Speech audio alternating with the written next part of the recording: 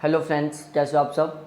तो देखो, आज हम यहाँ पर पढ़ाने वाले हैं आपको ज्योग्राफी के इम्पोर्टेंट किसके ज्योग्राफी के इम्पोर्टेंट 500 प्लस क्वेश्चन। कितने? 500 प्लस क्वेश्चन ज्योग्राफी के, वो भी बहुत इंपॉर्टेंट है। इतने इंपॉर्टेंट हैं कि यहाँ से बहुत सारे क्वेश्चन उठ के आएंगे, बिल्कुल एज इट इज़। ठीक है, तो यदि आप चैनल पर नए हो तो पहले एक बार चैनल को सब्सक्राइब कर लो, बेल आइकन को दबा दो और हमारे साथ बिल्कुल परमानेंट पूरे दिमाग दिल हर तरीके से जुड़ जाओ। ठीक है, हम यहाँ पर आपको बहुत ही बेस्ट कंटेंट प्रोवाइड करवाने की कोशिश करेंगे, जिससे कि आपका बहुत ही गजब स्कोर हो। क्वेश्चन नंबर 5वां है, तो प्लीज़ एक बार चैनल को सब्सक्राइब कर लो और वीडियो को लाइक करते जाओ। ठीक है, शर्करा उद्योग के उपोत्पाद की उपयोगिता के संदर्भ में निम्नलिखित में से कौन सा कथन सही है? पहला, खोई को ऊर्जा उत्पादन के लिए जैव मात्रा ईंधन के रूप में प्रयुक्त किया जा सकता है। सिरे को कृत्रिम रासायनिक उर्वरकों के उत्पादन के लिए एक भरण स्टॉक की तरह प्रयुक्त किया जा सकता है। सिरे को एथेनॉल उत्पादन के लिए प्रयुक्त किया जा सकता है।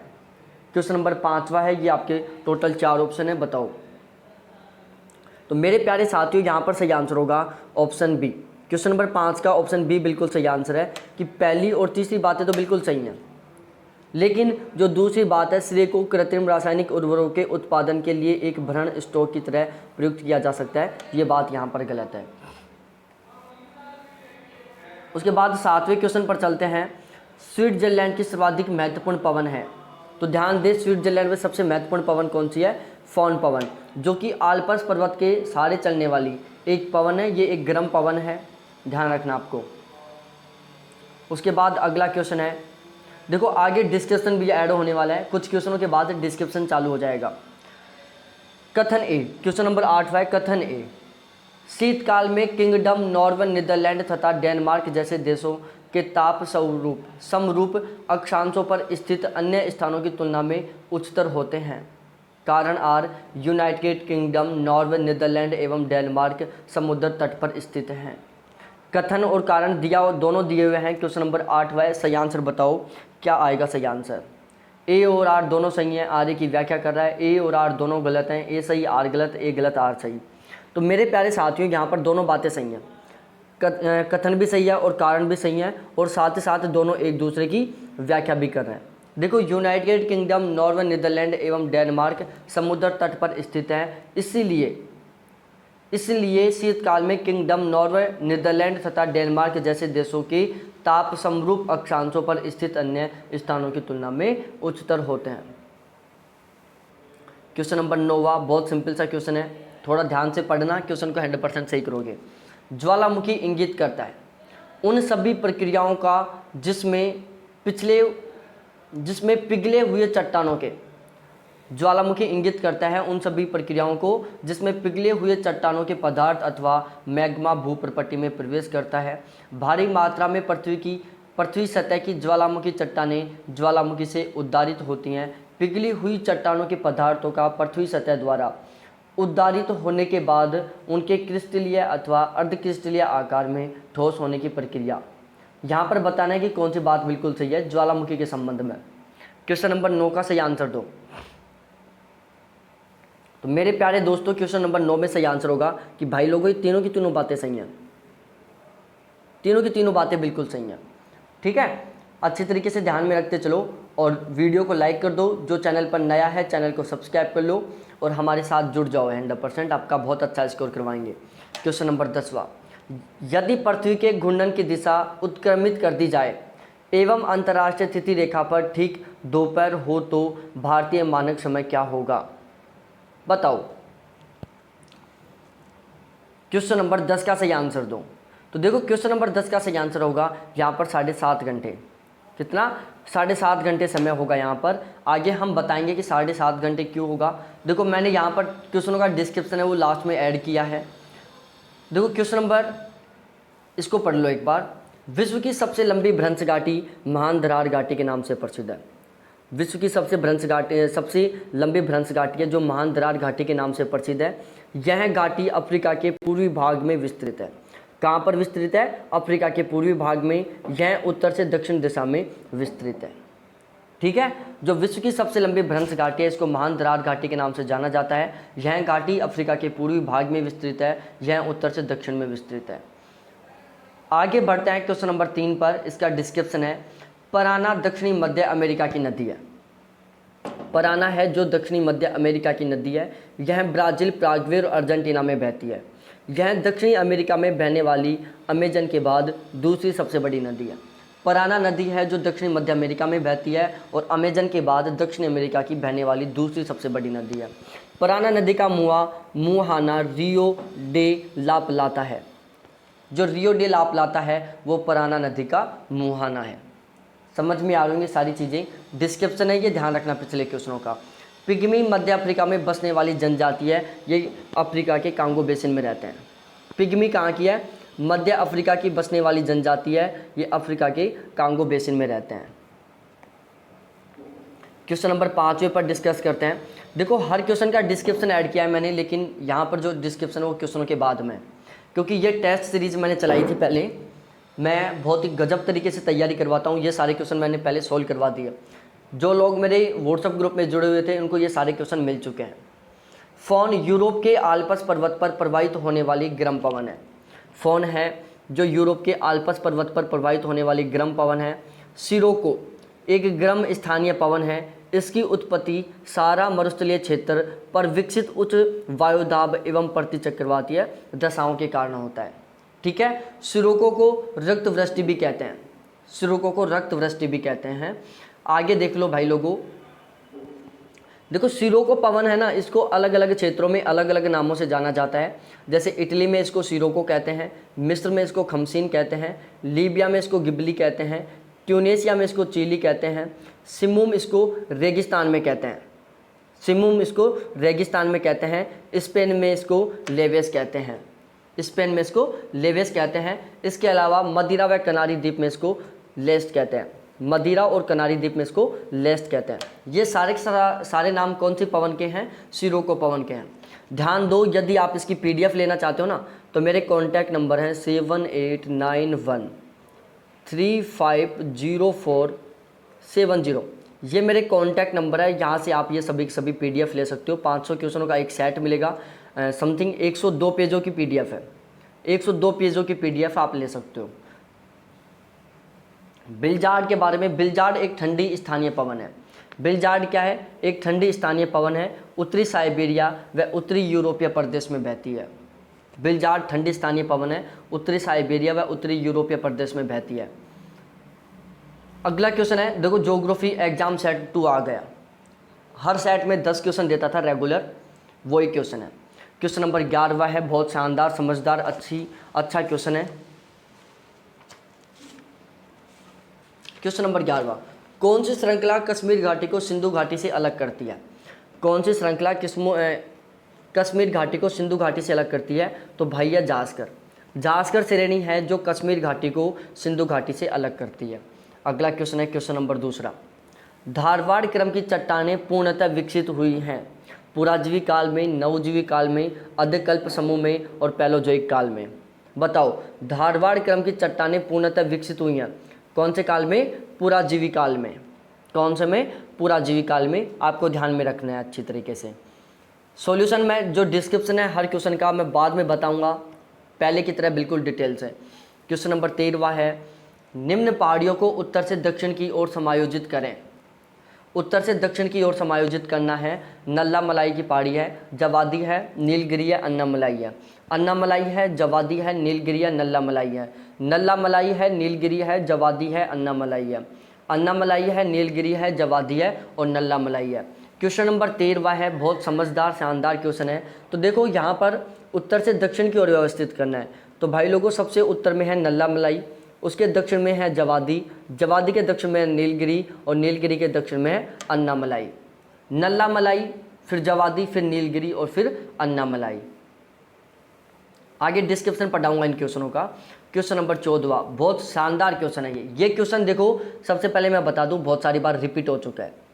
क्या हो चुका है? कम से कम 3 से 4 बार रिपीट हो चुका है ये क्वेश्चन, ध्यान रखना। Eosin, Oligocene, myosin, Pliocene. Question number कौन सा है हमारा? 14वां क्वेश्चन है।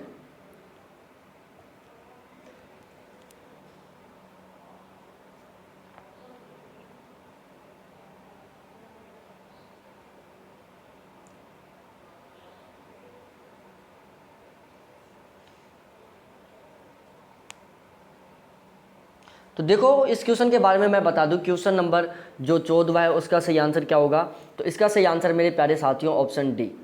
ठीक है, तो यहाँ पर देखो ईओसीन है 21 करोड़ वर्ष पूर्व था, ओलिगोसीन 4 करोड़ वर्ष पूर्व था, मायोसीन 2 करोड़ वर्ष पूर्व था, प्लायोसीन 7 करोड़ वर्ष पूर्व था। ठीक है, इसका स्क्रीनशॉट ले लो, बहुत काम का क्वेश्चन है, काम आएगा आपको आगे। अगला क्वेश्चन है क्वेश्चन नंबर 15। हर क्वेश्चन का डिस्क्रिप्शन बताऊंगा, लेकिन थोड़ा सा इंतजार करना पड़ेगा। भूकंप अधिकेंद्र क्या होता है?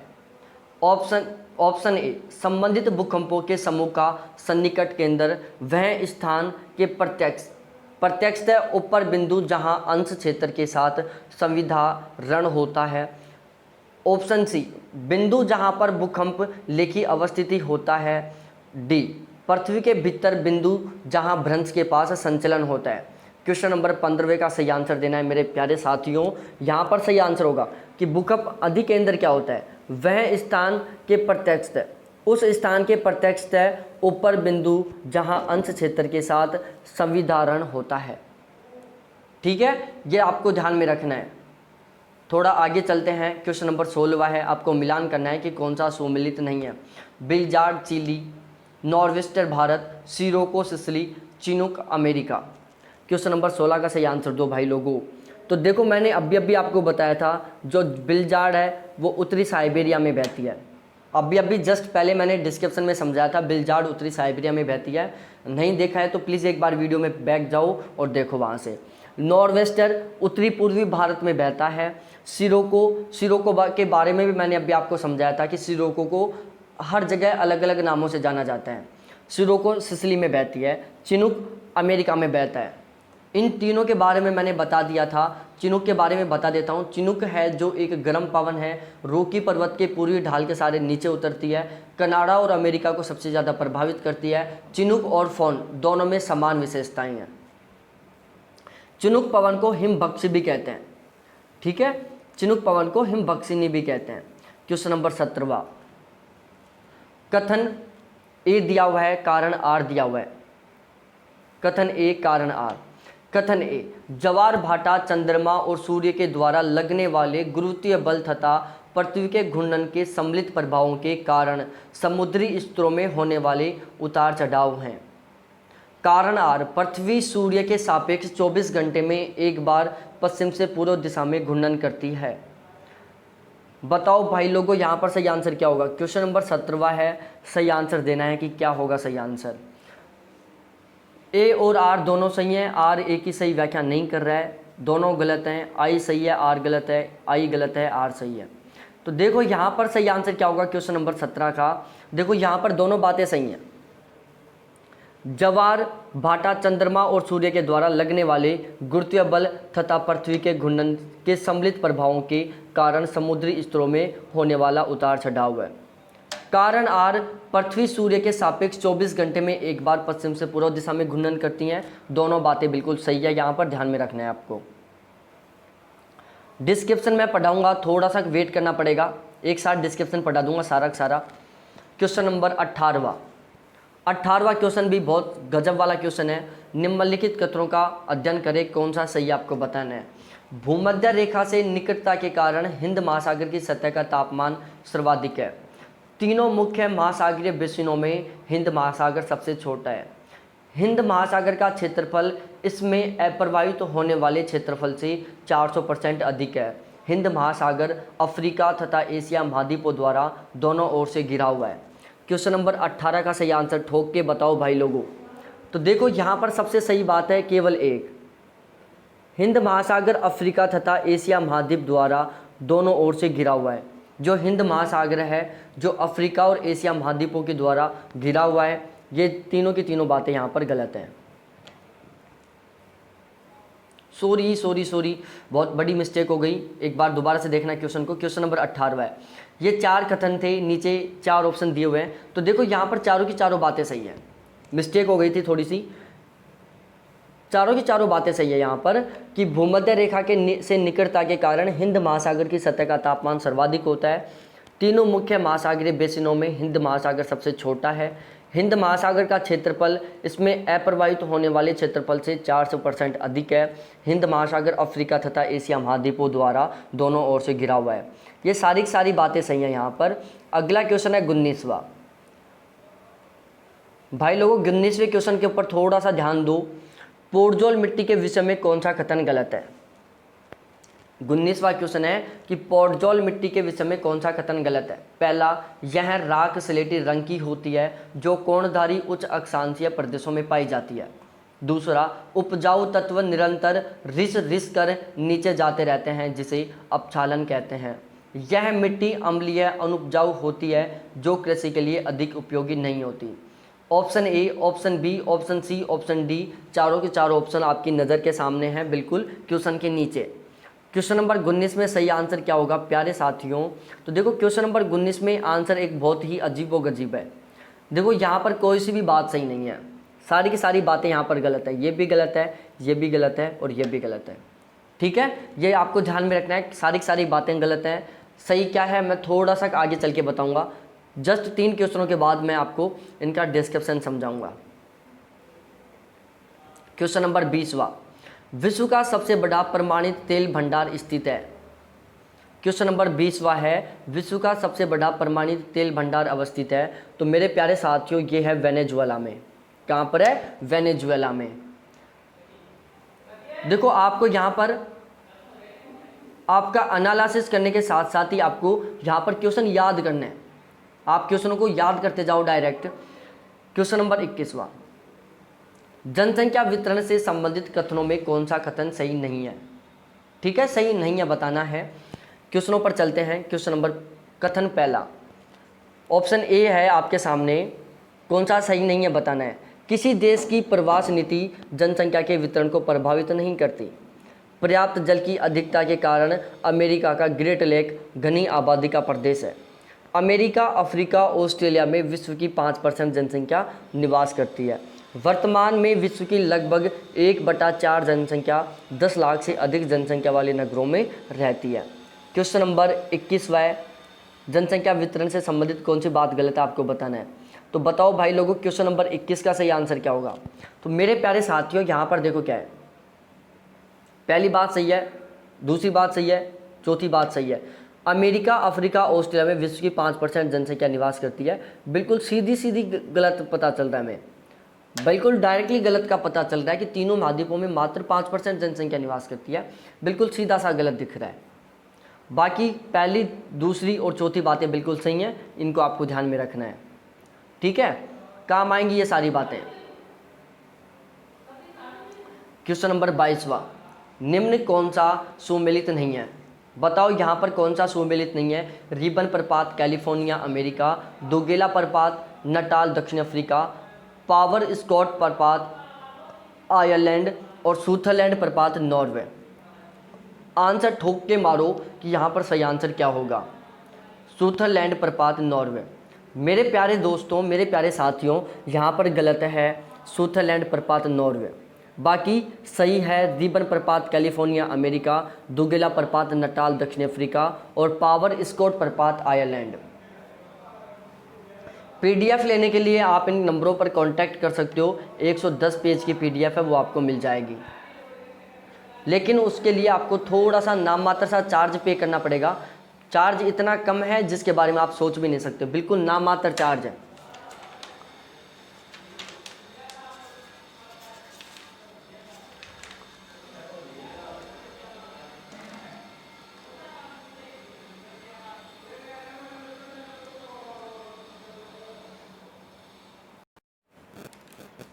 ठीक है, क्वेश्चन नंबर 23 से स्टार्ट करते हैं।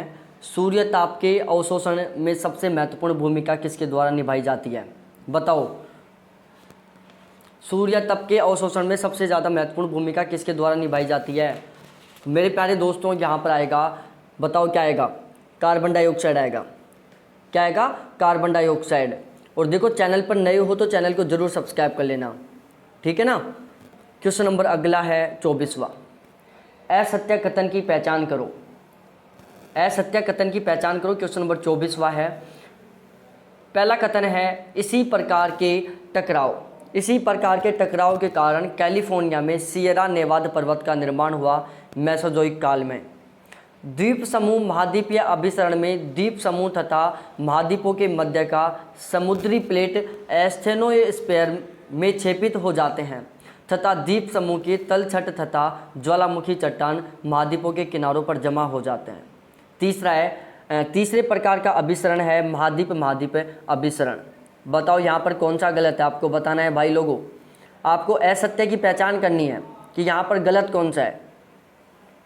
क्वेश्चन को ध्यान से पढ़ो, बहुत सिंपल क्वेश्चन है, आया हुआ क्वेश्चन है ये।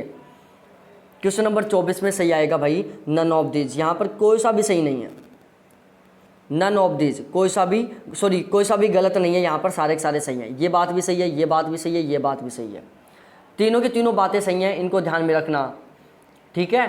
कि इसी प्रकार के टकराव के कारण कैलिफोर्निया में सियरा नेवादा पर्वत का निर्माण हुआ मेसोजोइक काल में।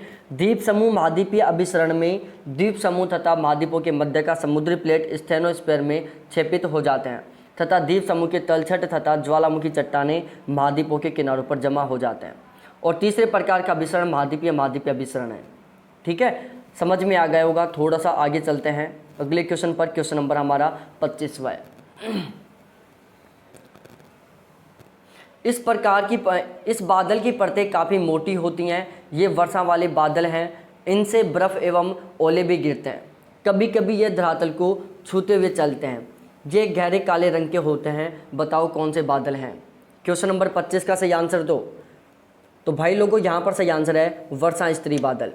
कौन से हैं? वर्षा स्त्री बादल हैं। अगला क्वेश्चन वो ये समझदार फैमिली का क्वेश्चन है भाई लोगों। क्वेश्चन नंबर 26वां, महासागरों का अम्लीकरण बढ़ जाता है, यह घटना क्यों चिंता का विषय है? महासागरों का अम्लीकरण बढ़ जाता है, यह घटना क्यों चिंता का विषय है? क्वेश्चन नंबर 26वां है, मेघ बीजन और मेघों का बनना प्रतिकूल रूप से प्रभावित होगा। प्रवाल भित्ति की वृद्धि और उत्तरजीविता प्रतिकूल रूप से प्रभावित होगी। कैल्शियमी पादप पलवक की वृद्धि और उत्तरजीविता प्रतिकूल रूप से प्रभावित होगी। क्वेश्चन नंबर 26 का सही आंसर दो। 26 का सही आंसर दो मेरे प्यारे साथियों। तो 26 में सही आंसर होगा, देखो तीनों की तीनों बातें सही हैं। यहाँ पर पहली बात भी सही है, दूसरी बात भी सही है, तीसरी बात भी सही है। देखो महासागरों में यदि अम्लीकरण बढ़ जाएगा तो ये तीनों की तीनों प्रॉब्लम होने लग जाएंगी। ठीक है, ये सारी बातें ध्यान में रखना है। अगला क्वेश्चन है क्वेश्चन नंबर 4, 27वां, निम्नलिखित में से कौन सा असत्य है? 27 में बताना है कि भाई गलत कौन सा है। क्या बताना है 27वें क्वेश्चन में गलत कौन सा है? ऑप्शन ए, फ्रांस का लोरेंस क्षेत्र लोहा इस्पात उद्योग के लिए विख्यात है। याकोहामा जापान का प्राचीनतम लोहा इस्पात केंद्र है। अमेरिका के वृत्त झील क्षेत्र में लोहा इस्पात उद्योग का विकास विकसित जलमार्गों के कारण हुआ है। जर्मनी का लोहा इस्पात उद्योग रूर बेसिन के कोयला एवं आयातित लोहे पर निर्भर करता है। क्वेश्चन नंबर 27 का सही आंसर दो कि यहाँ पर कौन सा गलत है। तो भाई लोगों यहाँ पर देखो, सबसे पहले हम पढ़ते हैं फ्रांस का लोरेन क्षेत्र लोहा इस्पात उद्योग के लिए विख्यात है। बात बिल्कुल सही है। याकोहामा जापान का प्राचीनतम लोहा इस्पात केंद्र है। बात गलत है। अमेरिका में वृत्त झील क्षेत्र में लोहा इस्पात उद्योग का विकास विकसित जलमार्गों के कारण हुआ है। ये बात बिल्कुल सही है। जर्मनी लोहा इस्पात उद्योग रूर बेसिन के कोयला एवं आयातित लोहे पर निर्भर करता है। जो जर्मनी का रूर बेसिन जो लोहा इस्पात उद्योग है वो कोयले के जो जर्मनी का लोहा इस्पात उद्योग है ना भाई लोगों, जो जर्मनी का लोहा इस्पात उद्योग है वो रूर बेसिन के कोयला और आयातित लोहे पर निर्भर करता है। अगला क्वेश्चन है 28वां, विश्व के अधिकतर लोग निचले भू स्तर पर रहते हैं, उन लोगों को छोड़कर जो। क्वेश्चन नंबर 28वां है, उन लोगों को छोड़कर जो मध्य अमेरिका तथा उत्तर पश्चिमी दक्षिणी अमेरिका में रहते हैं। देखो यहाँ से आप क्वेश्चन का आंसर यही फिक्स कर लो, ये यहाँ पर सही आंसर है। ठीक है, यहाँ पर ये वाला आंसर ही बिल्कुल करेक्ट है। इसको यहाँ की यहाँ याद कर लो। मध्य अमेरिका तथा उत्तर पश्चिमी दक्षिणी अमेरिका में रहते हैं, उन लोगों को छोड़ दो, बाकी सभी के सभी विश्व के अधिकतर लोग निचले भूभाग पर निवास करते हैं। अगला क्वेश्चन है भाई लोगों, क्वेश्चन नंबर 29वां। क्वेश्चन नंबर 29वां है, भारत विश्व में प्राकृतिक रबड़ के दो प्रमुख उत्पादक देश कौन कौन से हैं। 29वां क्वेश्चन है कि रबड़ के प्रमुख दो उत्पादक देश कौन कौन से हैं। थाईलैंड, इंडोनेशिया, चीन, फिलीपींस, ब्राज़ील, मलेशिया, वियतनाम एवं भारत। तो देखो रबड़ के प्रमुख दो उत्पादक देश कौन कौन से हैं ये जान लो क्वेश्चन नंबर 29 में कि भाई लोग ये हैं थाईलैंड और इंडोनेशिया। थाईलैंड और इंडोनेशिया विश्व के प्राकृतिक रबड़ के दो प्रमुख उत्पादक देश हैं। अगला क्वेश्चन है क्वेश्चन नंबर 30वां। विश्व का सर्वोच्च जलप्रपात साल्टी एंजल। विश्व का सर्वोच्च जलप्रपात साल्टी एंजल है जिसकी ऊंचाई 979 मीटर है। यह प्रपात किस देश के कैमेना नेशनल पार्क में रियो कैरोनी नदी पर स्थित है। यह प्रपात किस देश के कैनोमा नेशनल पार्क में रियो कैरोनी नदी पर स्थित है। वेनेजुएला, प्रागवे, उरुग्वे और चिली। क्वेश्चन नंबर 30 का आंसर ठोक के दो भाई लोगों। 30 में सही आंसर क्या होगा। तो देखो ये है वेनेजुएला में। क्या कहाँ पर है? वेनेजुएला में। कि विश्व का जो सबसे ऊंचा जलप्रपात साल्टी एंजल है वो 789 मीटर ऊंचा है और यह है वेनेजुएला के कैनेमा नेशनल पार्क में रियो कैरोनी नदी पर स्थित है। अगला क्वेश्चन है 31वां। 31वां क्वेश्चन समझो भाई लोगों, भारत का सबसे बड़ा प्राकृतिक बंदरगाह कौन सा है। तो देखो भारत का सबसे बड़ा प्राकृतिक बंदरगाह है मुंबई बंदरगाह, ठीक है। और भारत का सबसे बड़ा कृत्रिम बंदरगाह कौन सा है? चेन्नई। भारत का सबसे बड़ा प्राकृतिक बंदरगाह मुंबई है, भारत का सबसे बड़ा कृत्रिम बंदरगाह चेन्नई है, ठीक है। कोलकाता बंदरगाह हुगली नदी पर है। कौन सी पर है? हुगली नदी पर है। कांडला बंदरगाह गुजरात में, सॉरी कांडला गुजरात में, पारादीप ओडिशा में। Question number 32वां। भारत के किस राजमार्ग में प्रदेश राजमार्गों की लंबाई सर्वाधिक है। भारत के किस राज्य में, भारत के किस राज्य में, भारत के किस प्रदेश में राजमार्गों की लंबाई सर्वाधिक है। भारत के किस प्रदेश में, सॉरी देखो भारत के किस प्रदेश में राजमार्गों की लंबाई सर्वाधिक है। तो भाई लोगों राजमार्गों की सर्वाधिक लंबाई कहाँ पर है? महाराष्ट्र में। राजमार्गों की सर्वाधिक लंबाई महाराष्ट्र में। कहाँ पर है? महाराष्ट्र में। आगे बढ़ते हैं 33वें क्वेश्चन पर। गंगा नदी से पश्चिम से पूर्व की ओर मिलने की स्थिति को सुव्यवस्थित करो। गंगा नदी से पश्चिम से पूर्व की ओर मिलने की स्थिति को सुव्यवस्थित करें। गंगा नदी से पश्चिम से पूर्व की ओर मिलने की स्थिति को सुव्यवस्थित करें। गंडक, कोसी, गोमती, घाघरा। गंडक, कोसी, गोमती, घाघरा। तो भाई लोगों यहाँ पर सही आंसर होगा ऑप्शन ए। सबसे पहले पश्चिम में मिलती है गोमती, गोमती के पूर्व में मिलती है घाघरा, घाघरा के पूर्व में मिलती है कौन सी? गंडक, और गंडक के पूर्व में मिलती है कोसी, ठीक है। गोमती, घाघरा, गंडक, कोसी। ये आंसर की दिख रही है आप लोगों को। देखो पीडीएफ लेना चाहो तो पीडीएफ ले सकते हो। कॉन्टैक्ट नंबर है 7891350470 7891350470। ये मेरे कॉन्टैक्ट नंबर है, यहाँ पर कॉन्टैक्ट करके आप पीडीएफ ले लेना सभी के सभी इन पीडीएफ की, ठीक है जी। अगले क्वेश्चन पर चलते हैं जी। Question number 34वां।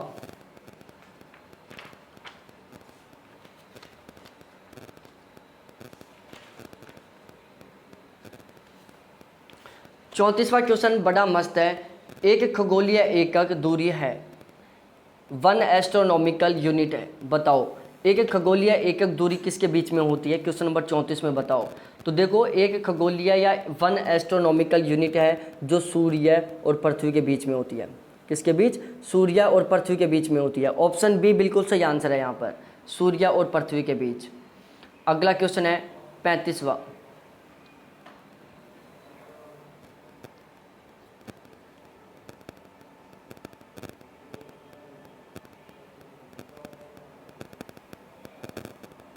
पैंतीसवां क्वेश्चन है आपकी नज़र के सामने भाई लोगों।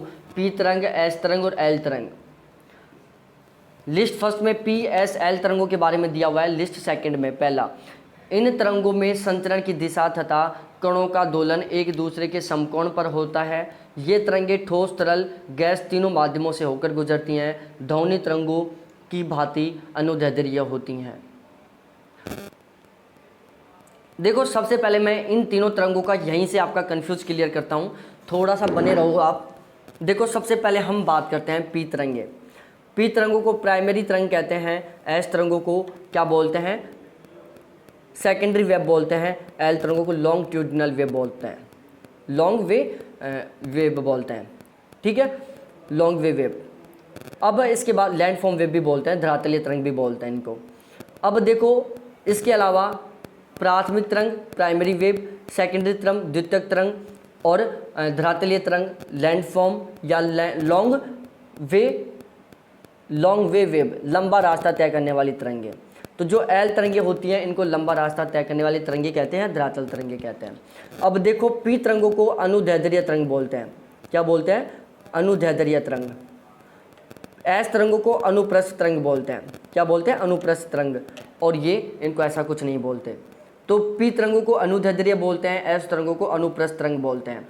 आगे चलो, थोड़ा और आगे बताता हूँ मैं PSL तीनों के बारे में, ठीक है। अब पी तरंगे होती हैं, इनमें जो कंपन होता है ना, वो भाई कैसे होता है, इनमें कंपन होता है जब हम स्प्रिंग को जोर से खींच के फिर छोड़ते हैं ना, मतलब तरंग की दिशा में होता है।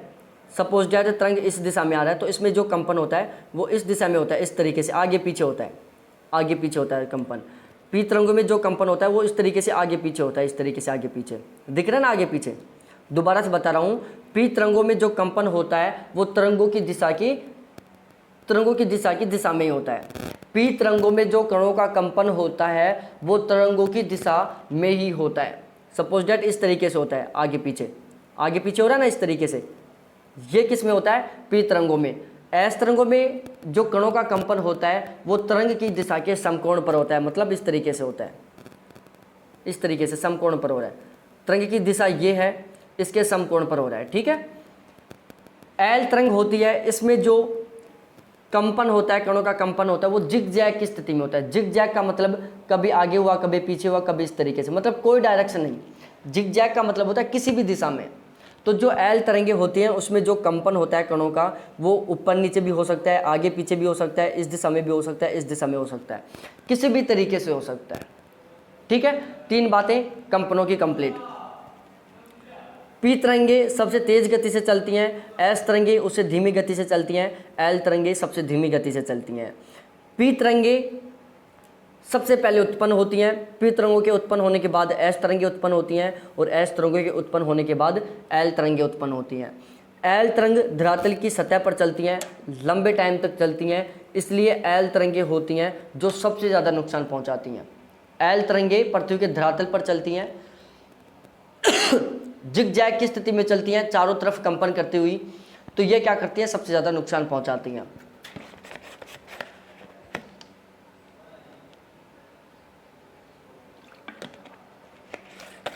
पी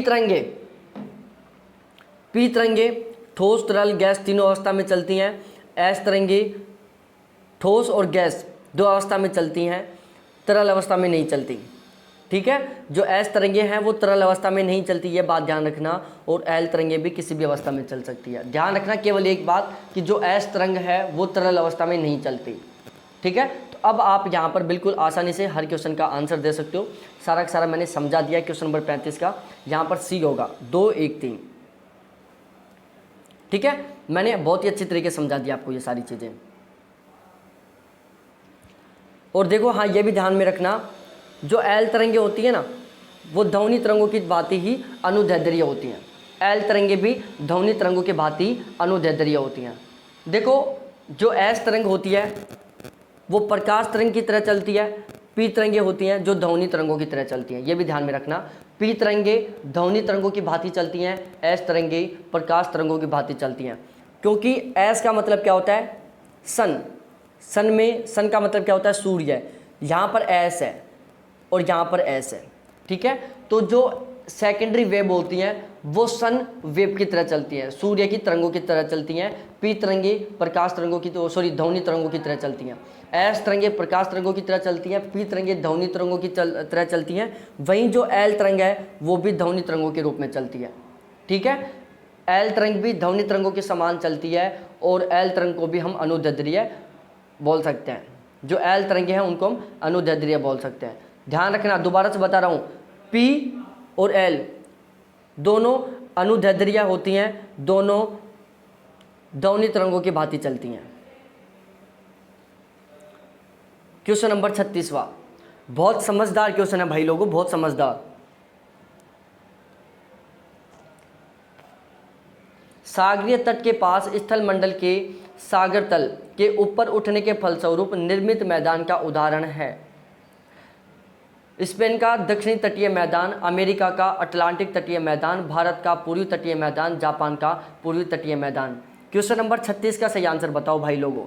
तो देखो 36 का सही आंसर होगा अमेरिका का अटलांटिक तटीय मैदान। ऑप्शन बी बिल्कुल सही आंसर है। अगले क्वेश्चन पर चलते हैं, 37वां क्वेश्चन। वर्तमान में वातावरण में CO2 की सघनता की मात्रा ppm में लगभग है।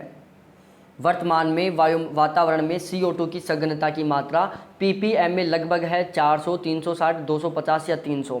क्वेश्चन नंबर 37 का सही आंसर दो। तो देखो यहाँ पर है 400 ppm। कितना है? 400 ppm। अगला क्वेश्चन है 38वां।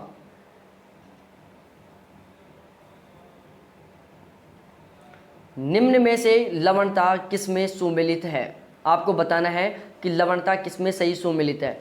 नाइजर नदी के मुहाने पर 31%, सेंट लॉरेंस में 20%, अमेजन के सम्मुख 25% और कांगो के सम्मुख 34%। बताओ। 1 मिनट।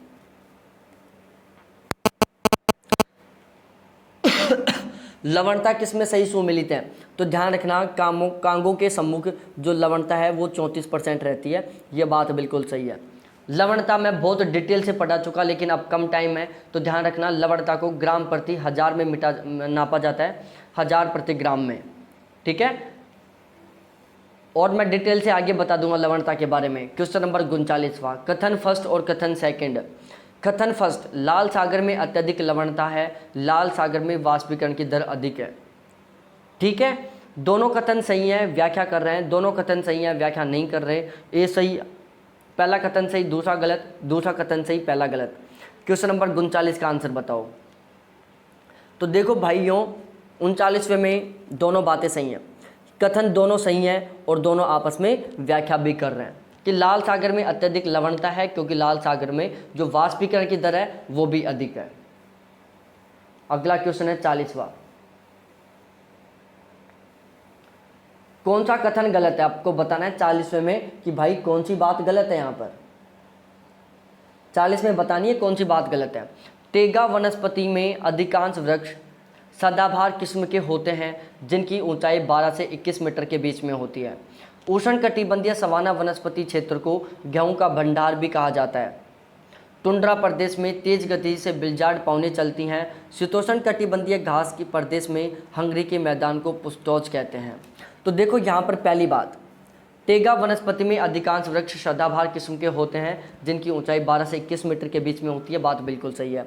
उष्णकटिबंधीय सवाना वनस्पति को गेहूं का भंडार भी कहा जाता है, ये बात गलत है। गेहूं का भंडार कहा जाता है शीतोष्ण कटिबंधीय घास के मैदानों को, और इसमें भी स्पेशली जो प्रेरी प्रदेश है जो संयुक्त राज्य अमेरिका में, उसको प्रेरी प्रदेश को विश्व की रोटी की टोकरी भी बोलते हैं, ब्रेड बास्केट बोलते हैं प्रेरी प्रदेश को। और जो सवाना प्रदेश है, उष्णकटिबंधीय सवाना प्रदेश है, इसको बड़े जानवरों का चिड़ियाघर कहते हैं। उष्णकटिबंधीय सवाना वनस्पति वाले क्षेत्र को बड़े जानवरों का चिड़ियाघर कहते हैं क्योंकि जो उष्णकटिबंधीय घासें होती हैं जैसे सवाना है, लोनोज है और पुस्टोज है। देखो उष्णकटिबंधीय घास के मैदान दो हैं, एक लोनोज है, दूसरा लोनोजर, एक पुस्टोज है, लोनोज और पुस्टोज है। ठीक है, और बिलजार्ड के बारे में बता दिया, टुंड्रा प्रदेश में चलती हैं और शीतोष्ण कटिबंधीय घास के मैदान में हंगरी को पुस्टोज कहते हैं। देखो लानोज और कैम्पोज, हाँ लानोज और कैम्पोज है, सॉरी। उष्ण कटिबंधीय जो घास के मैदान है वो एक तो लानोज है, दूसरा कैम्पोज है। पुस्तोज तो हंगरी में शीतोष्ण कटिबंधीय घास का मैदान है।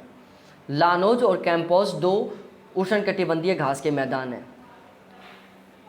क्वेश्चन नंबर 44वां, भारत के खनिज संसाधनों के संदर्भ में निम्न कथनों पर विचार करो। खनिज 90% प्राकृतिक स्रोत कहाँ है? क्वेश्चन नंबर 44वें 44वें क्वेश्चन का आंसर दो भाई लोगों।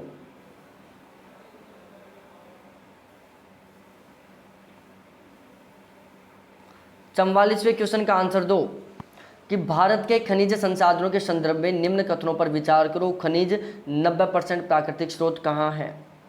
44 का आंसर 44 का आंसर देना है। तांबा झारखंड, निकल ओडिशा, टंगस्टन केरल। 44वां बताओ भाई आंसर क्या होगा, कौन सा सही सुमेलित है? 44 में कौन सा सही सुमेलित है? तो भाई लोगों यहाँ पर केवल डी है वो सुमेलित है, बाकी सभी के सभी गलत है। यहाँ पर डी में क्या है? टंगस्टन। डी के अकॉर्डिंग केवल दूसरा सही है कि निकल ओडिशा में सबसे ज़्यादा। ठीक है, निकल सबसे ज़्यादा कहाँ पर है? ओडिशा में। आगे बताऊंगा डिस्क्रिप्शन इसका मैं। तो निकल का जो 90% से अधिक स्रोत है वो कहाँ पर है? ओडिशा में। देखो पीडीएफ लेने के लिए आप इन पर कांटेक्ट कर सकते हो। क्वेश्चन नंबर 41वां, देखो यहाँ पर आ गया 41वां क्वेश्चन।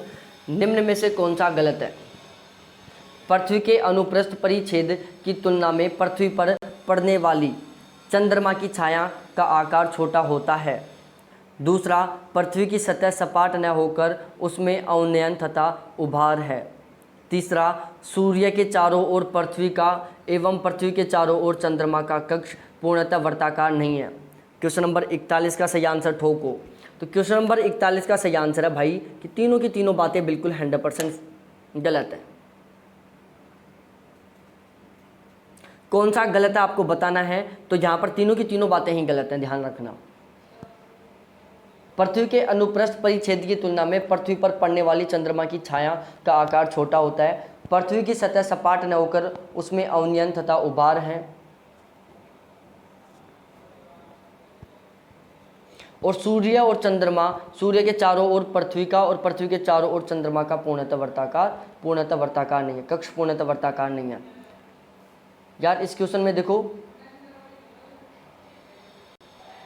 ये बात भी सही है, यहाँ पर देखो यहाँ पर ये गलत है।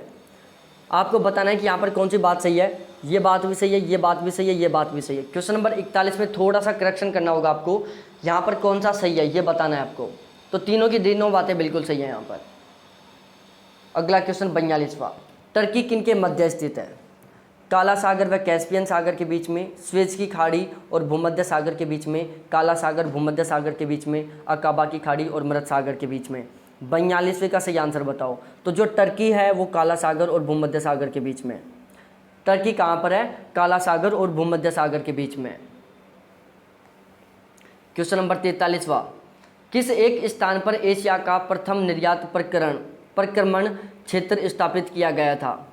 किस एक स्थान पर एशिया का प्रथम निर्यात प्रक्रमण क्षेत्र स्थापित किया गया था? सूरत, कोचीन, सांता क्रूज और कांडला। क्वेश्चन नंबर 43 का सही आंसर बताओ। तो भारत का नहीं, एशिया का प्रथम निर्यात प्रक्रमण क्षेत्र कांडला में स्थापित किया गया था। कहाँ पर? कांडला में। एशिया का प्रथम निर्यात प्रक्रमण क्षेत्र कहाँ पर स्थापित किया गया था? कांडला में। कहाँ पर? कांडला में। 45वां क्वेश्चन, लाल मिट्टी के लाल रंग का कारण क्या है? फेरिक ऑक्साइड की विद्यमानता, संचित ह्यूमस, फॉस्फेट की बहुलता और मैग्नीशियम की बहुलता। तो भाई लोगों लाल मिट्टी के लाल होने का सबसे बड़ा कारण है फेरिक ऑक्साइड की विद्यमानता। फेरिक का मतलब होता है लोहा, लोहे ऑक्साइड की विद्यमानता। लाल मिट्टी के लाल रंग होने का सबसे बड़ा कारण है फेरिक ऑक्साइड या लोहा ऑक्साइड की अधिकता। क्वेश्चन नंबर 46वां, कौन सा टाइगर रिजर्व सही सुमेलित नहीं है? Namdapha Arunachal Pradesh, Kanha Madhya Pradesh, Jim Corbett UP और मोलेम गोवा। तो देखो जिम कॉर्बेट यूपी में नहीं है, जिम कॉर्बेट उत्तराखंड में है। जिम कॉर्बेट उत्तराखंड में, यूके से लिख देता हूँ मैं इसको। और नामदफा अरुणाचल प्रदेश में, कान्हा मध्य प्रदेश में, मोलेम गोवा में है। 47वां क्वेश्चन, उत्तरी पूर्वी मानसून से सबसे अधिक वर्षा प्राप्त करने वाला राज्य कौन सा है? उत्तरी पूर्वी मानसून से सबसे अधिक वर्षा कौन सा राज्य प्राप्त करता है? बताओ। तो प्यारे साथियों, उत्तरी पूर्वी मानसून से या लौटते हुए मानसून से सबसे ज़्यादा वर्षांत कौन प्राप्त करता है? तमिलनाडु। उत्तरी पूर्वी मानसून या लौटते हुए मानसून से सबसे ज़्यादा वर्षांत कौन प्राप्त करता है? तमिलनाडु। यहाँ पर मुख्यतः वर्षांत सितंबर के आसपास होती है, सितंबर अक्टूबर में, नवंबर में वर्षांत होती है यहाँ पर सर्वाधिक। और जो तमिलनाडु का कोरोमंडल तटीय क्षेत्र है वहाँ पर कोपेन के अनुसार कैपिटल ए और स्मॉल एस प्रकार की जलवायु पाई जाती है। अगला क्वेश्चन है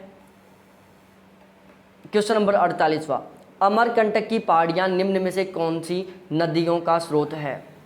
अमरकंटक की पहाड़ियाँ निम्न में से कौन सी नदियों का स्रोत है? नर्मदा, ताप्ती, महानदी और सोन। तो देखो, जो अमरकंटक की पहाड़ी है ना वो नर्मदा और महानदी का स्रोत है। सॉरी, जो अमरकंटक की पहाड़ी है ना वो नर्मदा और सोन, नर्मदा और सोन दो नदियों का स्रोत है। अमरकंटक की पहाड़ियाँ निम्न में से कौन सी नदियों का स्रोत है? तो नर्मदा और सोन नदियों का स्रोत है। कौन सी नदियों का? नर्मदा और सोन नदियों का। देखो, चैनल पर नए हो तो चैनल को सब्सक्राइब कर लो, वीडियो को लाइक कर दो, अपने फ्रेंड्स के साथ शेयर कर दो, ढेर सारे कमेंट करो। साथ ही साथ PDF लेने के लिए कॉन्टैक्ट नंबर 7891350470 पर कॉन्टैक्ट करो। ठीक है, थैंक्स देखने के लिए। आगे बढ़ते हैं हम अगले क्वेश्चन पर, 49वें पर। अगला क्वेश्चन है क्वेश्चन नंबर 50, 49वां, कथन ए, बिग बैंग सिद्धांत से यह पता चलता है कि ब्रह्मांड का कोई आरंभ था। समस्त ब्रह्मांड का पदार्थ एक छोटे गोलक पर केंद्रित था जिसमें भीषण विस्फोट हुआ। बताओ, ए और आर दोनों सही हैं, आर एक ही सही व्याख्या कर रहा है। ए और आर दोनों सही हैं, आर एक ही व्याख्या नहीं कर रहा। ए सही, आर गलत, ए गलत, आर सही। इस क्वेश्चन का आंसर दो। देखो मेरे प्यारे साथियों, यहाँ पर सही आंसर होगा। देखो हर क्वेश्चन बहुत सिंपल है यहाँ पर, ठीक है। तो यहाँ पर ऑप्शन ए बात बिल्कुल सही है कि दोनों के दोनों कथन है सही भी हैं और आर ए की व्याख्या कर रहा है। आगे चलते हैं क्वेश्चन नंबर 50 पर। कौन सा शहर भारतीय मानक समय IST देशांतर के निकटतम है? बताओ, कौन सा मानक समय है जो भारतीय, कौन सा शहर भारतीय मानक समय IST देशांतर के निकटतम है? तो यहाँ पर आएगा मेरे प्यारे साथियों रीवा। कौन सा शहर है? रीवा शहर। 51वां क्वेश्चन है, उचित संप्राय मैदान का उदाहरण है? लद्दाख का मैदान, अमेरिका का अल्पेशियन, नन ऑफ दीज और ऑल ऑफ दीज। तो यहाँ पर सही आंसर है अमेरिका का अल्पेशियन। जो अमेरिका का अल्पेशियन है वो उचित संप्राय मैदान का उदाहरण है। जो भी चैनल पर नए हैं सभी के सभी चैनल को एक बार ज़रूर सब्सक्राइब कर लें, बेल आइकन को दबा के हमारे साथ जुड़ जाएं, क्योंकि हम यहाँ पर बहुत धमाकेदार क्लासेस चला रहे हैं। PDF लेना चाहो तो 7891350470, ये मेरे अपने व्हाट्सअप नंबर हैं, इनके ऊपर आप चैट करो और आप चैट करके और सारी PDF ले सकते हैं। देखो, क्रिक में थॉमस, एल्सी किंग और डेविस, पेनीप्लेन, पेडीप्लेन, एचप्लेन, फैनफैन, पेनप्लेन, पेनप्लेन। तो देखो यहाँ से मिलाता हूँ मैं, सबसे पहले मिलाओ पेनीप्लेन को। पेनीप्लेन किसने दिया? डेविस ने दिया। क्रिक में साहब ने क्या दिया? क्रिक में साहब ने दिया पेनप्लेन। थॉमस साहब ने क्या दिया? Etchplain. और पेडीप्लेन किसने दिया? एल्सी किंग ने। क्रिक में ने दिया पेनप्लेन, थॉमस ने दिया एच प्लेन, एल्सी किंग ने दिया पेडीप्लेन और डेविस ने दिया पेनीप्लेन। क्वेश्चन नंबर 53, वायु की निम्नलिखित कथनों पर विचार करना है आपको कि कौन सा सही है कौन सा गलत है। जो भी है, वायु की नमी धारण क्षमता और उसकी वास्तविक आर्द्रता के अंतर को संतृप्त नमूना न्यूनता कहते हैं। संतृप्ति न्यूनता कहते हैं, ठीक है। दूसरा कथन है हमारा आपके सामने, संतृप्त तक पहुंचने के लिए वायु को जिस तापमान तक शीतित किया जाता है उसे ओशांक कहते हैं। क्वेश्चन नंबर 53वां है, हर किसी को आंसर देना है। तो मेरे प्यारे दोस्तों यहाँ पर आंसर सी सही है, दोनों की दोनों बातें सही हैं। ओशांक तापमान एक ऐसा तापमान होता है जिसके ऊपर वायु पूर्ण रूप से संतृप्त हो जाती है, ठीक है। और वायु की नमी धारण क्षमता और उसकी वास्तविक आर्द्रता के अंतर को हम क्या कहते हैं? संतृप्ति न्यूनता कहते हैं। क्या कहते हैं? संतृप्ति न्यूनता। आगे डिस्क्रिप्शन में ऐड होगा, हर क्वेश्चनों का ध्यान में रखना। क्वेश्चन नंबर 54वां है, वायु की आर्द्रता का मापन करने के लिए निम्नलिखित में से किस एक उदाहरण का प्रयोग किया जाता है। उदाहरण बोल दो, उपकरण बोल दो, उपकरण भी बोल सकते हो आप यहाँ पर। तो देखो वायु की आर्द्रता को मापने के लिए भाई आर्द्र एवं शुष्क बल्ब का प्रयोग किया जाता है। किसका? आर्द्र एवं शुष्क बल्ब के द्वारा वायु की आर्द्रता का मापन किया जाता है। अगला क्वेश्चन है 55वां, सागरीय जल की लवणता को नियंत्रित करने वाले कारक तापमान, वर्षा, नदियों का जल, वायुदाब एवं पवन और सागरीय जल की गति। बहुत सिंपल क्वेश्चन है। कुछ क्वेश्चन तो इतने सिंपल हैं जिनका आंसर आप बिना पढ़े भी दे सकते हो। जैसे ये, तापमान का लवणता पर समानुपाती प्रभाव पड़ता है, तापमान बढ़ने पर लवणता बढ़ती है। वर्षा का और नदियों के जल का, वर्षा और नदियों के जल का लवणता पर विपरीत प्रभाव पर बढ़ता है, व्युत्क्रमानुपाती होता है। वर्षा और नदियों का जल लवणता से व्युत्क्रमानुपाती होता है। वर्षा के जल और नदियों के जल दोनों की मात्रा बढ़ने पर लवणता घटती है और दोनों की मात्रा कम होने पर लवणता बढ़ती है, जबकि तापमान में वृद्धि होने पर लवणता में वृद्धि होती है। पवन और वायुदाब, देखो पवन क्या करती हैं, लवणता को एक स्थान से दूसरे स्थान पर स्थानांतरित करती हैं। और सागरीय जल की गति, उच्च लवणता से यदि जल निम्न लवणता वाले क्षेत्र की ओर बहता है तो लवणता में परिवर्तन आता है। क्वेश्चन नंबर 56वां, क्यूरोसियो एक कोषण धारा है जो श्रीलंका से इंडोनेशिया को प्रभावित होती है, जापान से चीन की ओर, इंडोनेशिया से फिलीपींस की ओर और फिलीपींस से जापान की ओर। क्वेश्चन नंबर 56वां बहुत शानदार क्वेश्चन है, हर किसी को आंसर देना है। तो देखो क्यूरोसियो जलधारा है, वो एक कोषण जलधारा है जो फिलीपींस से जापान की ओर बहती है। क्यूरोसियो एक कोषण धारा है जो फिलीपींस से जापान की ओर बहती है। अगला क्वेश्चन है क्वेश्चन नंबर 57वां। देखो इसी वीडियो के डिस्क्रिप्शन में करंट का वीडियो का लिंक पड़ा हुआ है, अध्ययन बोध कैसे सोल्व करें उसका वीडियो है, तुक्का कैसे मारें उसका वीडियो है, टेलीग्राम का लिंक है और टेलीग्राम ग्रुप का लिंक है, इसके साथ ही फेसबुक पेज का लिंक पड़ा हुआ है। उन सभी को फॉलो करो, सभी वीडियोस को देखो। क्वेश्चन नंबर 57वां, कथन ए, उत्तरी गोलार्ध में भूमध्य रेखा से उत्तरी ध्रुव की ओर और ध्रुव से भूमध्य रेखा की ओर बहने वाली महासागरीय धाराएं अपनी दाईं ओर विक्षेपित होती हैं। ठीक है, यह पृथ्वी के अक्ष पर पश्चिम से पूर्व की ओर घूर्णन के कारण होता है। क्वेश्चन नंबर 57वां है, 4 ऑप्शन आपके पास, option A, option B, option C और ऑप्शन डी। तो देखो इस क्वेश्चन का सही आंसर है ऑप्शन ए, कि भाई दोनों बातें भी सही हैं और दोनों बातें एक दूसरे की व्याख्या भी कर रही हैं। देख लो एक बार, ये बात भी सही है, ये बात भी सही है, और एक ही व्याख्या भी कर रहा है। क्वेश्चन नंबर 58वां, कथन ए,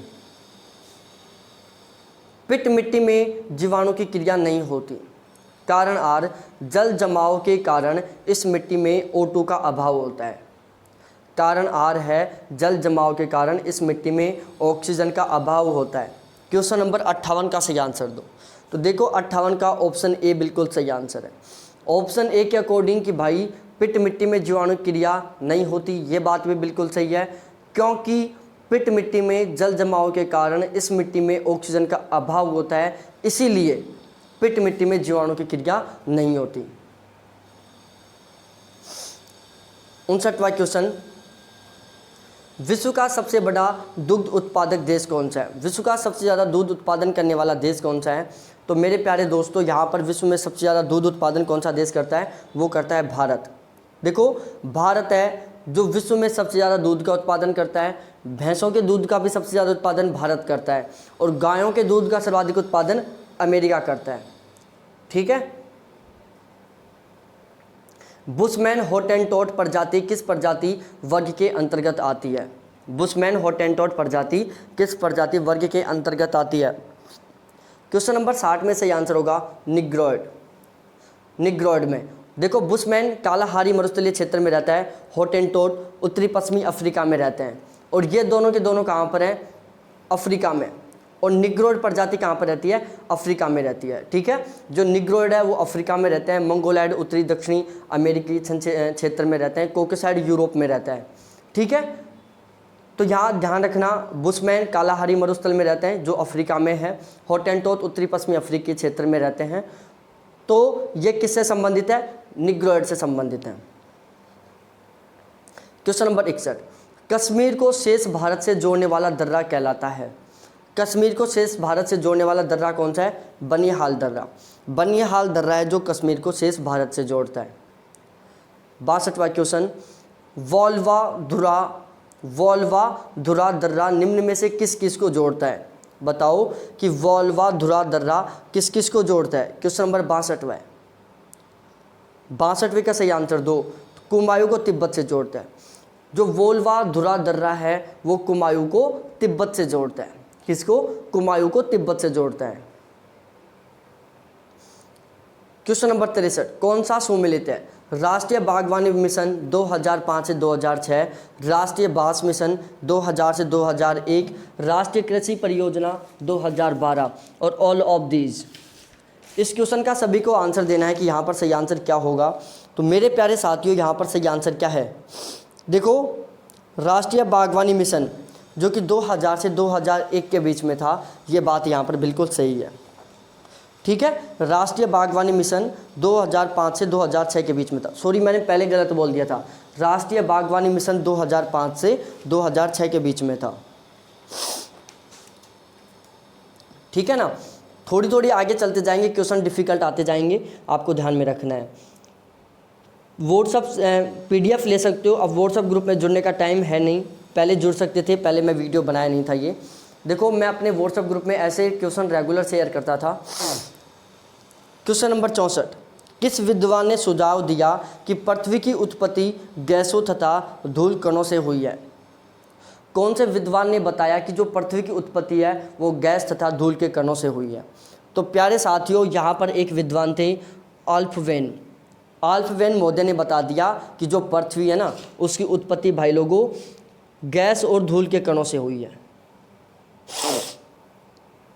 क्वेश्चन नंबर 65वां, मृत सागर कहाँ पाया जाता है? रिफ्ट घाटी में, अंतरा पर्वतीय मैदान में, अंतरा पर्वतीय पठार में या कैनियन में? तो मेरे प्यारे साथियों, जो मृत सागर है वो कहाँ पर है? रिफ्ट घाटी में। मृत सागर कहाँ पाया जाता है? मृत सागर रिफ्ट घाटी में पाया जाता है। क्वेश्चन नंबर 66वां, हिमालय का भूकंप क्षेत्र ज्वालामुखी से रहित है। कारण आर, ज्वालामुखी उद्गार भूकंपों को जन्म देता है। क्वेश्चन नंबर 66वां है। आपको सही आंसर देना है कि यहाँ पर सही आंसर क्या होगा। देखो, 66 में ऑप्शन ए बिल्कुल सही आंसर है कि भाई लोगों दोनों की दोनों बातें सही हैं। भूकंप क्षेत्र ज्वालामुखी से रहित है। हिमालय का भूकंप क्षेत्र है वो ज्वालामुखी से रहित है, ये बात भी बिल्कुल सही है। और ज्वालामुखी उद्गार भूकंप को जन्म देता है, ये बात भी बिल्कुल सही है। क्वेश्चन नंबर 67, निम्न राज्यों को तटरेखा की लंबाई के अनुसार अवरोही क्रम में व्यवस्थित करें। कौन से क्रम में? अवरोही क्रम में व्यवस्थित करना है। किसके आधार पर? तटरेखा की लंबाई के आधार पर। मेरे प्यारे दोस्तों, यहाँ पर सही आंसर क्या होगा क्वेश्चन नंबर 67 का? तो देखो, 67वें क्वेश्चन में सही आंसर होगा, सबसे लंबी तटरेखा किसकी है? गुजरात की है। गुजरात के बाद में है आंध्र प्रदेश की, आंध्र प्रदेश के बाद में है तमिलनाडु की, और तमिलनाडु के बाद में है महाराष्ट्र की। ठीक है, सबसे लंबी तटरेखा गुजरात की है, फिर आंध्र प्रदेश की है, फिर तमिलनाडु की है और फिर महाराष्ट्र की है। अगले क्वेश्चन पर चलते हैं। क्वेश्चन नंबर 168वां क्वेश्चन है, निम्न युग्मों पर विचार करो। एक साइड तीर्थ स्थान दिए हुए हैं, दूसरी साइड उनकी अवस्थिति दी हुई है। श्री सलेम है, ओका, ऋष्व है और पुष्कर है। अवस्थितियाँ नल्ला मलाई की पहाड़ी है, सतमाला की पहाड़ी है, महादेव पर्वत है। ये कौन से किस पर अवस्थित हैं? आपको सुमेलित करना है कि यहाँ पर कौन सा सही है। आपको बताना है कि भाई यहाँ कौन सा सही है। 68वें क्वेश्चन में सही बताना है मेरे प्यारे साथियों। तो जो श्री सलेम है ना, वो नल्ला मलाई की पहाड़ी पर है, ये बात तो यहाँ पर सही है, बाकी ये दोनों बातें यहाँ पर गलत हैं। समझ में आ गया ये बात? किस घाटी में करेवा पाए जाते हैं? बहुत शानदार क्वेश्चन है। देखो, क्वेश्चन यदि आपकी थोड़ी सी भी तैयारी है ना, तो ये क्वेश्चन बहुत सिंपल क्वेश्चन है। कश्मीर घाटी में करेवा कहाँ पाए जाते हैं? कश्मीर घाटी में पाए जाते हैं। यमुना नदी का उद्गम स्थल है, तो यमुना नदी का उद्गम स्थल कहाँ पर है? बंदरपुंछ में। कहाँ पर है? बंदरपुंछ में यमुना नदी का उद्गम स्थल है।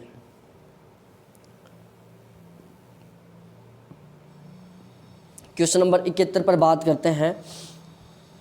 दक्षिणी पश्चिमी मानसून के संबंध में कौन सा कथन सही है? दक्षिणी पश्चिमी मानसून के संबंध में कौन सा कथन सही है? पहला, मानसून सर्वप्रथम मालाबार तट पर पहुंचता है। दक्षिण पश्चिमी मानसून से राजस्थान में बरसात नहीं होती। जब स्थायी पवन कटिबंध दक्षिण की ओर स्थानांतरित होना शुरू करते हैं तो दक्षिणी पश्चिमी मानसून निवर्तित हो जाता है। क्वेश्चन नंबर 71 का सही आंसर देना है। 2 बाई सही आंसर। तो देखो क्वेश्चन नंबर 71 में सही आंसर है ऑप्शन ए। भाई पहली बात भी सही है कि मानसून जो दक्षिणी पश्चिमी मानसून है सबसे पहले मालाबार तट पर पहुंचता है। दक्षिणी पश्चिमी मानसून से राजस्थान में बरसात नहीं होती। जब स्थायी पवन कटिबंध दक्षिण की ओर स्थानांतरित होना शुरू करते हैं तो दक्षिणी पश्चिमी मानसून निवर्तित हो जाता है। सारी की सारी बातें सही थी यहाँ पर। अगला क्वेश्चन है 72वां। बहुत ही शानदार क्वेश्चन है, देखने लायक क्वेश्चन है, याद करने लायक क्वेश्चन है। भारत के संदर्भ में कौन सा कथन सही नहीं है? पहला, देश में सिंचाई का प्रमुख स्रोत कुएं। देश में के लगभग 1/3 क्षेत्र में वर्ष भर में 750 सेंटीमीटर से अधिक बरसात होती है। कछारी मृदा देश के उत्तरी मैदानों की प्रमुख कठोर मृदा है। कौन सा सही नहीं है आपको बताना है। तो भाई लोगों यहाँ पर सही नहीं है ऑप्शन बी, देश के लगभग 1/3 क्षेत्र में वर्ष भर में 750 सेंटीमीटर से अधिक बरसात होती है। ये बात गलत है। पहली बात सही है और तीसरी बात सही है। Question number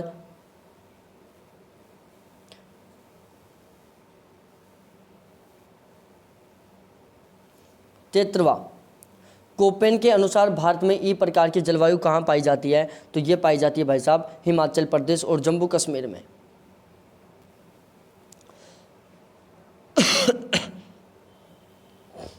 question number 74। प्राकृतिक वनस्पति से तात्पर्य है पौधों व वृक्षों का ऐसा समूह जिसे लंबे समय से शोषित नहीं किया गया है। पादपों की ऐसी प्रजातियां जो एक साथ जन्म लेती हैं व बढ़ती हैं। समोच्च बांधों द्वारा निर्मित संरक्षित क्षेत्र। बताओ प्राकृतिक वनस्पति से तात्पर्य है। देखो, पौधों व वृक्षों का ऐसा समूह जिसे लंबे समय से शोषित नहीं किया गया है। पौधों एवं वृक्षों का ऐसा समूह जिसे लंबे समय से शोषित नहीं किया गया है उसे हम प्राकृतिक वनस्पति कहते हैं।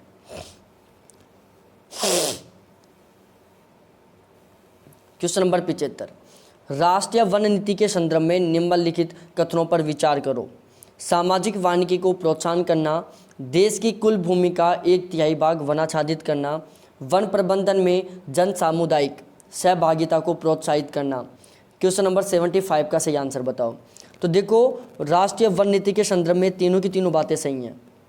सामाजिक वानिकी को प्रोत्साहन करना, देश की कुल भूमि का 1/3 भाग वनाच्छादित करना, वन प्रबंधन में जन सामूहिक सहभागिता को प्रोत्साहन करना। अगला क्वेश्चन है 76वां। निम्न युग्मों पर विचार करो। कौन सा सही है आपको बताना है। नोकरेक जीवमंडल रिजर्व, गारो पहाड़ी, लोकटक झील, बरेल क्षेत्र, नामदफा राष्ट्रीय उद्यान, डफला पहाड़ी। कौन सा सही आपको बताना है। क्वेश्चन नंबर क्षेत्र में सही आंसर देना है मेरे प्यारे साथियों। तो देखो क्षेत्र में क्या है, नोकरेक जीवमंडल रिजर्व कहाँ पर है? तो ये तो है भाई गोरो पहाड़ी में। और नामदफा राष्ट्रीय उद्यान कहाँ पर है? डफला पहाड़ी में। और लोकटक झील बरेल क्षेत्र, ये बात गलत है। तो इसलिए ऑप्शन डी बिल्कुल सही आंसर है यहाँ।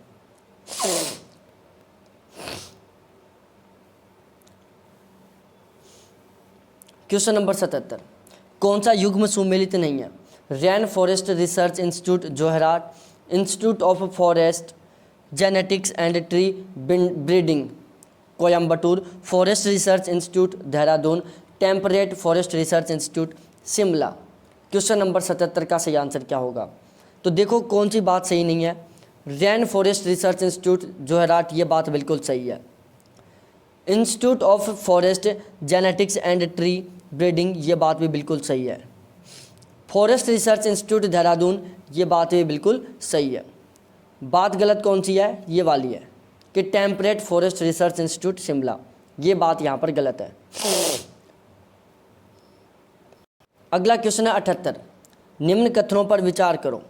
चाय आसाम की मुख्य फसल है। कौवा तमिलनाडु की मुख्य फसल है। तंबाकू आंध्र प्रदेश में विस्तृत पैमाने पर उगाया जाता है। कौन सा सही है? बताओ 78 में कौन सा सही है? मेरे प्यारे दोस्तों, यहाँ पर देखो पहली बात भी सही है, चाय आसाम की मुख्य फसल है।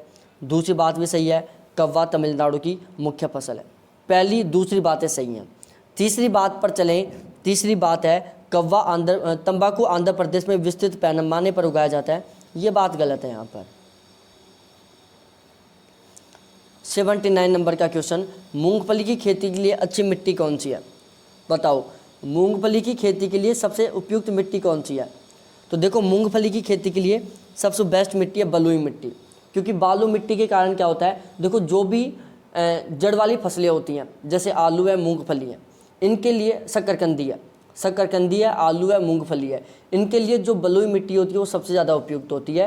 क्योंकि बलुई मिट्टी में क्या करती है, बलुई मिट्टी क्या होती है, थोड़ी वो होती है, क्या बोलते हैं उसको यार, टाइट नहीं होती, ये ज़्यादा टाइट नहीं होती, बलुई मिट्टी ज़्यादा टाइट नहीं होती। तो इस कारण क्या होता है कि जो अदरक है, शकरकंदी है, आलू है और मूंगफली है, ये अपना अच्छे तरीके से विकास कर पाती हैं। तो जो भी जमीन के अंदर फसलें हैं, ज़मीन में उगाई जाने वाली फसल है, कोई सी भी हो, उनके लिए बलुई मिट्टी सबसे ज़्यादा बेस्ट है। केसर की सबसे अधिक मात्रा उत्पादित होती है। तो भाई लोगों, केसर की सबसे ज़्यादा उत्पादित मात्रा कहाँ से होती है? कश्मीर से।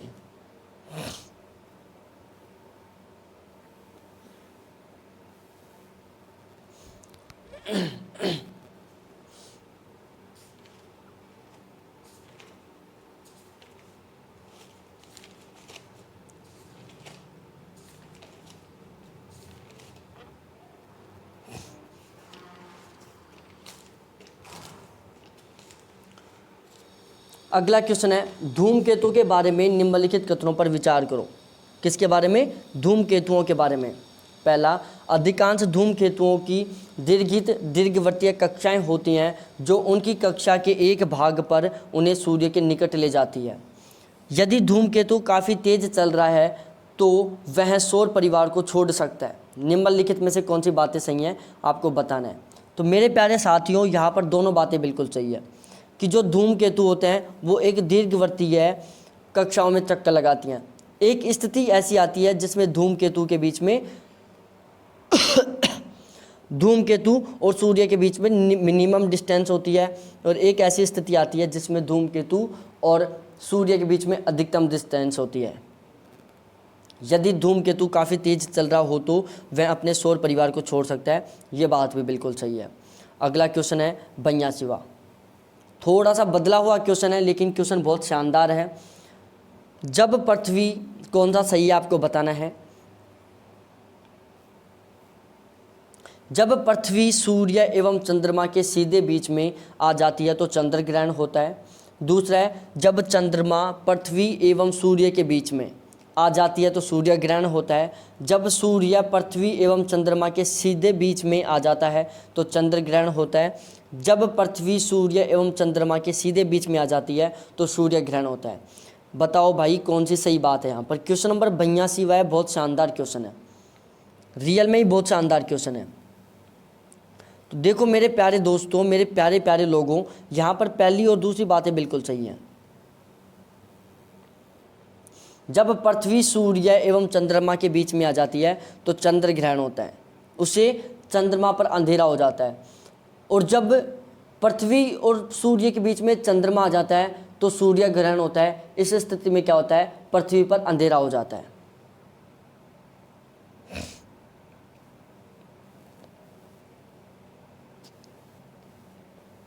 अगला क्वेश्चन 83वां। कौन अंतरिक्ष में नहीं पाया जाता। बताओ अंतरिक्ष में कौन नहीं पाया जाता। तो ब्रिटर स्टार है वो अंतरिक्ष में नहीं पाया जाता। क्वासर, ब्लैक होल और पल्सर, क्वासर, ब्लैक होल और पल्सर तीनों के तीनों अंतरिक्ष में पाए जाते हैं। ब्रिटर स्टार अंतरिक्ष में नहीं पाया जाता। कौन सा एक मूल सेल है। बताओ क्वेश्चन नंबर 84वां है, बताना है कि कौन सा एक मूल सेल है। बता दो भाई लोगों कौन सा एक मूल सेल है। तो देखो यहाँ पर बहुत सिंपल सा क्वेश्चन है ये, ऐसे सिंपल क्वेश्चन नहीं आते पेपर में। आग्नेय सेल है जो एक मूल सेल है। भाई लोगों ये क्वेश्चन भी आ सकता है, आग्नेय सेल एक मूल सेल है। क्वेश्चन नंबर 86वां, कथनों पर विचार करो कौन सा सही है। फर्स्ट, कैनियन वी आकार की घाटी का परकोटि प्रकार है। कैनियन वी आकार की घाटी का पराकोटि प्रकार है जिसके अति प्रवण पार्श्व हैं। दूसरा है, ग्रैंड कैनियन कोलोराडो नदी से संबंधित है। बताओ भाई 86 में सही आंसर क्या होगा। तो मेरे प्यारे भाइयों यहाँ पर सही आंसर होगा क्या, ऑप्शन सी। ऑप्शन सी के अकॉर्डिंग यहाँ पर पहली और दूसरी दोनों बातें बिल्कुल 100% सही हैं। कैसे सही हैं? 100% सही हैं।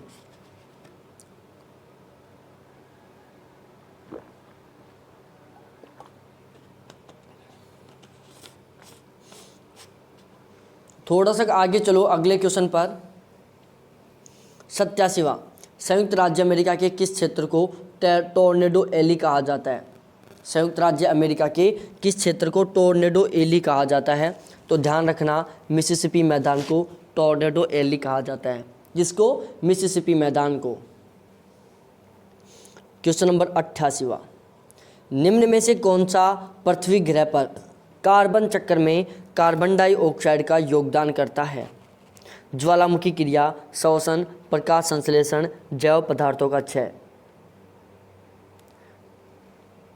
देखो, ज्वालामुखी क्रिया, श्वसन, प्रकाश संश्लेषण और जैव पदार्थों का क्षय, इनमें से कौन सी क्रिया है जिसके द्वारा वायुमंडल में कार्बन डाइऑक्साइड का योगदान करता है। तो ध्यान दो, यहाँ पर प्रकाश संश्लेषण की क्रिया तो करती नहीं है, बाकी सभी के सभी क्या करते हैं, कार्बन डाइऑक्साइड का योगदान करते हैं बढ़ाने में। क्वेश्चन नंबर 89, कथन ए, उष्णकटिबंधीय सवाना में समीपवर्ती उष्णकटिबंधीय वर्षा वनों की तुलना में जाति विविधता काफ़ी कम है। कारण आर, सवाना में जाति विविधता को कम करने की में अग्निकारक की भूमिका होती है। क्वेश्चन नंबर 89 नंबर का है, बताओ सही आंसर क्या होगा। वही चार ऑप्शन आपकी नज़र के सामने, पहला दूसरा सही, पे ए और आर सही, आर ए की व्याख्या है। ए और आर दोनों सही, आर ए की व्याख्या नहीं कर रहा है। ए सही, आर गलत, ए सही। प्यारे प्यारे दोस्तों, प्यारे प्यारे साथियों, क्वेश्चन नंबर 89 का सही आंसर है ऑप्शन बी, कि भाई दोनों व्याख्या कर रहे हैं, दोनों सही हैं लेकिन व्याख्या नहीं कर रहे हैं।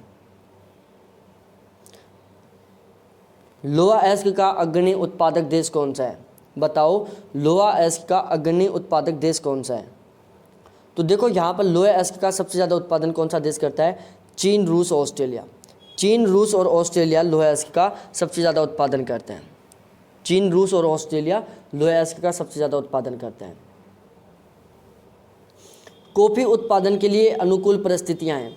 तापमान 25 से 35 डिग्री सेल्सियस, वर्षा 200 सेंटीमीटर, भूमि चाय के बागानों की अपेक्षा अधिक उपजाऊ एवं ढालू होनी चाहिए, तेज़ हवा एवं सीधी धूप कव्वे की फसल के लिए हानिकारक होती है। क्वेश्चन नंबर 91 का सही आंसर बताओ भाई लोगों, 91 का सही आंसर दो। तो देखो, कव्वा के लिए अनुकूल स्थितियाँ हैं यहाँ पर क्वेश्चन नंबर 91 के अकॉर्डिंग। यहाँ पर भाई लोगों तापमान और वर्षा, कव्वा के लिए तापमान 25 से 35 डिग्री होना चाहिए, वर्षा 200 सेंटीमीटर होनी चाहिए। ठीक है, भूमि चाय के बागान की अपेक्षा अधिक उपजाऊ एवं ढाल वाली होनी चाहिए, ये बात ज़रूरी नहीं है। तेज़ हवाएं, सीधी धूप कव्वे की फसल के लिए हानिकारक होती है, ये बात भी गलत है यहाँ पर। कथन ए, वर्तमान समय में प्राकृतिक रबड़ की तुलना में कृत्रिम रबड़ का उत्पादन काफ़ी अधिक है। कारण आर, अमेरिका अपनी आवश्यकता के 75% भाग की पूर्ति कृत्रिम रबड़ द्वारा करता है। बताओ, क्वेश्चन नंबर 92 का सही आंसर दो। कथन ए, वर्तमान समय में प्राकृतिक रबड़ की तुलना में कृत्रिम रबड़ का उत्पादन काफ़ी अधिक है। कारण आर, अमेरिका अपनी आवश्यकता के 75% भाग की पूर्ति कृत्रिम रबड़ द्वारा करता है। इस क्वेश्चन का आंसर दे दो। क्वेश्चन नंबर 92 का सही आंसर होगा कि भाई दोनों बातें सही हैं और आर ए की सही व्याख्या नहीं कर रहा है। आर ए की सही व्याख्या नहीं कर रहा है। आज के 2 क्वेश्चन और बचे हुए हैं, फिर उसके बाद आज के क्वेश्चन कंप्लीट हो जाएंगे। आज के जो क्वेश्चन थे वो सिंपल क्वेश्चन थे। देखो, bushman, Botswana, Semite, Malaysia, हेमाइट Sudan, सकाई सूडान। यहाँ पर कौन सा सही सुमेलित आपको बताना है। तो देखो यहाँ पर बुशमैन बोत्सवाना से संबंधित है, ठीक है, बुशमैन बोत्सवाना से संबंधित है। अरुणाचल प्रदेश में सूर्य द्वारिका की अपेक्षा 2 घंटे पहले उगता है, इसका क्या कारण है। अरुणाचल प्रदेश द्वारिका की अपेक्षा काफ़ी पूर्व में स्थित है, अक्षांशों के कारण, अक्षांश एवं देशांतरों के कारण। तो देखो इसका सबसे बड़ा कारण क्या है, इसका सबसे बड़ा कारण है कि अरुणाचल प्रदेश द्वारिका की अपेक्षा काफ़ी पूर्व में स्थित है, ठीक है।